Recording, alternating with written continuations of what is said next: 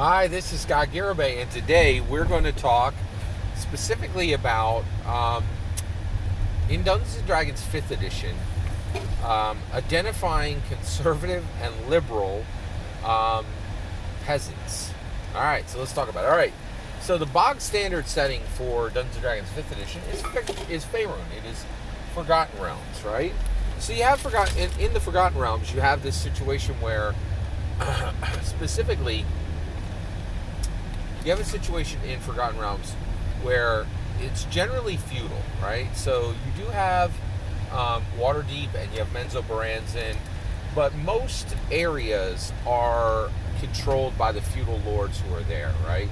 So let's talk about, like, we'll take for example Baroness Feltrin. Okay, so Baroness Feltrin, she controls a large swath of land in the Faerun area, maybe close to Neverwinter Woods. Maybe she controls like 25 miles of space, right? She has a castle and she has peasants, right? So, are those peasants conservative or liberal?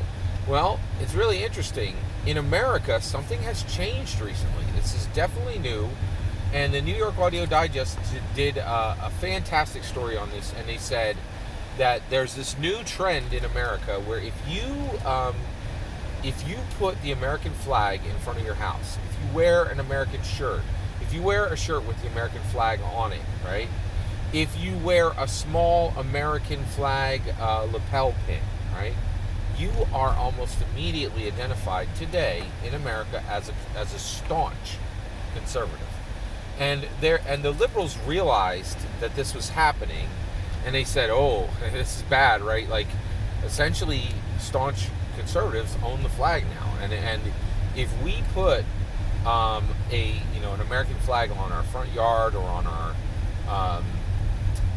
our shirt or on our lapel pin, we have a lapel pin that has the American flag on it, we can't even celebrate our country anymore because it's seen to be anti-liberal, right? It identifies as staunch conservative.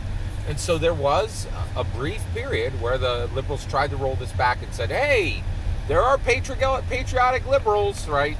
But it didn't work, and they said that what's happened now is in America, if you visibly show an American flag in front of your house, you are very quickly, like, your liberal friends will be like, "Oh, so you went over to the other side, huh?" And they're like, "No," and so the conversation was had so many times.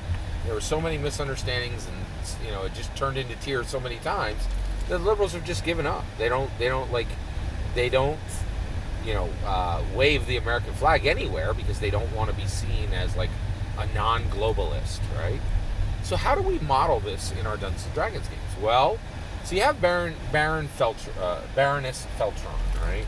So Baroness Feltron, she owns 25 miles around her castle. She's got hundreds of peasants, right? So how do you know the conservative peasants, the peasants who support Baroness Feltron, even though she demands a very, very high return from all of her peasants, that they grow more than her quota set, right? And while she does protect them from goblins, and she will send out her castle guard to protect them if they're ever accosted by external forces, she also is very demanding and makes sure that she gets her fealty every season, right? So the conservatives would wear her colors on their tunic.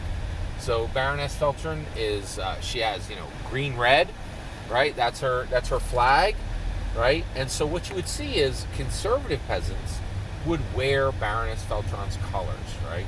And your player characters could realize, oh, those sackcloth peasants over there, wearing gray and brown, they're like, "Oh yeah, man, Baroness Feltron, she's like rules with an iron fist. I'm not real happy about her."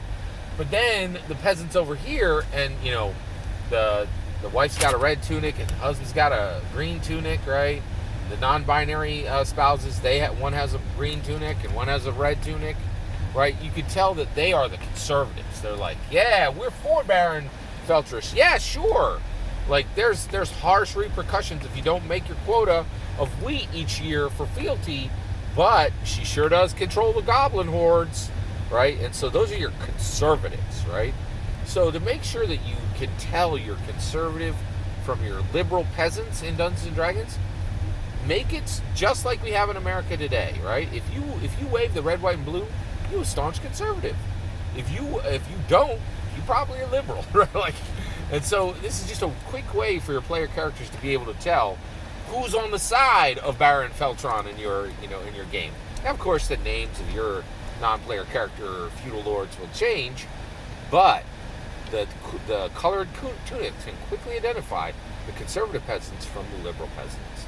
All that's my opinion. How do you make sure that people in your world can tell the conservative peasants from the liberal peasants? I'd love to hear your method. Let me know in the comments below. Please consider liking and subscribing, and have a wonderful millennium.